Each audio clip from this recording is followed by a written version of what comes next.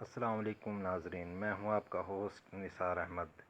جی ناظرین، میں آج آپ کو بتاؤں گا کہ کچھ لوگ یہ بولتے ہیں کہ کسی بھی نگ کو یا پتھر کو رگڑنے سے اس کا پتہ چلتا ہے ایک نمبر ہے یا وہ دو نمبر ہے، اصلی ہے یا نقلی ہے۔ ناظرین، یہ بات بالکل غلط ہے۔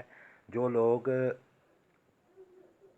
کسی بھی پتھر کو، خوبصورت پتھر کو رگڑ کر زمین کے اوپر یا فرش کے اوپر چیک کرتے ہیں کہ یہ ایک نمبر ہے یا دو نمبر ہے، یہ میری نظر میں بالکل غلط ہے۔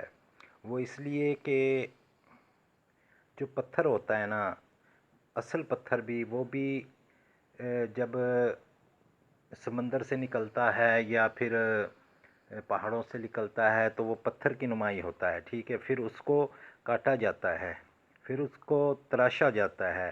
اگر پتھر کو تراشا جا سکتا ہے، کاٹا جا سکتا ہے، تو اس پر یہ معمولی جھریٹ تو پڑ سکتی ہے نا اصل پتھر پہ، تو یہ کوئی بڑی بات نہیں ہے، یہ کوئی نشانی نہیں ہے کہ یہ اصل پتھر کی پہچان ہے۔ یہ میرے نظر میں بالکل غلط ہے۔ اس کا جو اصل پرکھ ہے نا، وہ ناظرین انسان کے تجربات، مشاہدات ہوتے ہیں، ٹھیک ہے، اور اپنے تجربے سے، مشاہدے سے، ٹھیک ہے، اور تجربے سے اس کے وزن کی مد نظر رکھتے، وزن کا مد نظر رکھ کے اس کو پتہ چل جاتا ہے کہ یہ ایک نمبر ہے یا دو نمبر ہے۔ اصل انسان کی آنکھ میں پرکھ ہوتی ہے جس سے وہ چیک کرتا ہے کہ یہ ایک نمبر پتھر ہے یا دو نمبر ہے، ٹھیک ہے نا، تو اس کی خصوصیات کو دیکھتا ہے۔ تو یہ ناظرین میں آپ کو بتانا چاہتا تھا کہ یہ جو اصل پتھر کو رگڑ کے پتہ کیا جاتا ہے کہ اصل پتھر ہے یا نہیں، یہ بالکل سراسر غلط ہے، اور اس پہ توجہ نہ دیں، ٹھیک ہے۔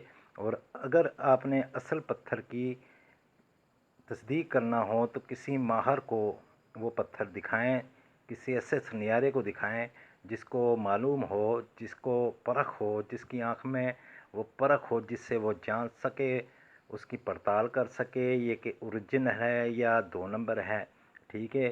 سب سنیارے بھی اس کو پرکھ نہیں سکتے اور اس کو صحیح معنوں میں بتا نہیں سکتے۔ اب جس طرح یہ میرے پاس پتھر ہے، یہ نیلم ہے، ٹھیک ہے نا، میں نے یہ ایک دوست کو دیا تھا کہ یہ لو میری طرف سے آپ کو گفٹ ہے، تو وہ لے گیا، ٹھیک ہے۔ تو ایک ہفتے کے بعد وہ دوبارہ میرے پاس آیا، اس نے بولا کہ یہ تو آپ نے جو نگینہ دیا ہے یہ تو دو نمبر ہے، یہ دیکھو اس کے اوپر جھریٹ پڑ گئی ہیں۔ میں نے کہ یہ جھریٹ کس طرح پڑی ہیں؟ اس نے بولا کہ میں نے فرش پہ اس کو رگڑا تو اس کے اوپر جھریٹ آ گئی۔ پھر میں نے اس کو سمجھایا کہ یار میری بات سنو، یہ جو پتھر ہے یہ جب سمندر کے اندر سے نکلتا ہے یا پھر پہاڑوں کی اندر سے نکالا جاتا ہے تو یہ پتھر نما ہوتا ہے، ٹھیک ہے۔ پھر اس کو کاٹا جاتا ہے، پھر اس کو جدید ٹیکنالوجی جو مشینیں ہوتی ہیں اس سے اس کو تراشا جاتا ہے، پھر اس کی شائننگ بف لگایا جاتا ہے شائننگ کے لیے، تو پھر یہ پتھر بنتا ہے۔ جب پتھر، کوئی بھی پتھر ہے اس کو کاٹا جا رہا ہے، ٹھیک ہے، اور تراشا جا رہا ہے تو اس پہ جھریٹ نہیں پڑ سکتی۔ کیوں نہیں پڑ سکتی جھریٹ؟ جھریٹ تو ایک معمولی کام ہے، جب یہ کٹ سکتا ہے تو جھریٹ بھی پڑ سکتی ہے۔ یہ کیا اس کی تصدیق ہوئی کہ یہ ایک نمبر ہے یا دو نمبر ہے؟ تو ناظرین میں آپ کو یہ بتانا چاہتا ہوں کہ آپ جب بھی پتھر لیں تو کسی ماہر انسان کو، جو ماہر ہو اس کام میں، اس کو ساتھ لیں۔ آپ نے پیسے لگانے ہوتے ہیں، ٹھیک ہے، آپ کے پیسے حرام کے نہیں ہوتے کہ آپ کو کوئی دو نمبر نگ دے دے یا دو نمبر پتھر دے دے، ٹھیک ہے نا۔ تو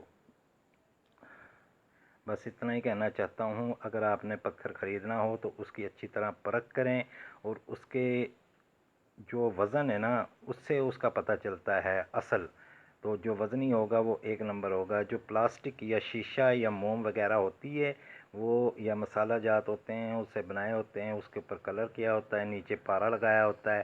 اب دیکھو اس کے نیچے پارا نہیں ہے، یہ اوریجنل پتھر ہے، ٹھیک ہے نا، اس کا وزن کافی ہے، ٹھیک ہے، لیکن ہے یہ اوریجنل ہے۔ لیکن میں نے آپ کو جو آپ کو بتایا تھا کہ اس کی پرکھ وہی بندہ کر سکتا ہے جس کو تجربہ ہو، ٹھیک ہے، اور جس کی آنکھ کے اندر پرکھ ہو، کشش ہو، ایسی جو پتھر کو محسوس کر سکے، اس کو پرکھ سکے، وہی بندہ بتا سکتا ہے یہ 1 نمبر ہے یا 2 نمبر ہے۔ تو ناظرین، اگر میری آج کی ویڈیو آپ کو اچھی لگی ہے تو پلیز لائک کریں، سبسکرائب کریں، اور کمنٹس میں مجھے بتائیں کہ آج کی ویڈیو کیسی لگی ہے۔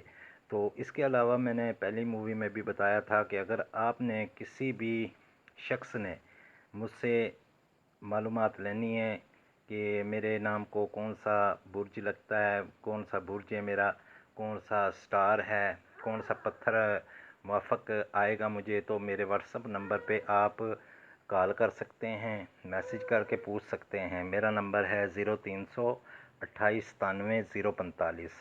تو اس کا کوئی ہدیہ نہیں ہے، ٹھیک ہے، اور کوئی جرمانہ نہیں ہے، میں آپ کو فری گائیڈ کروں گا، ٹھیک ہے، تو فری میں بتاؤں گا۔ دعاؤں میں یاد رکھنا۔ اللہ حافظ۔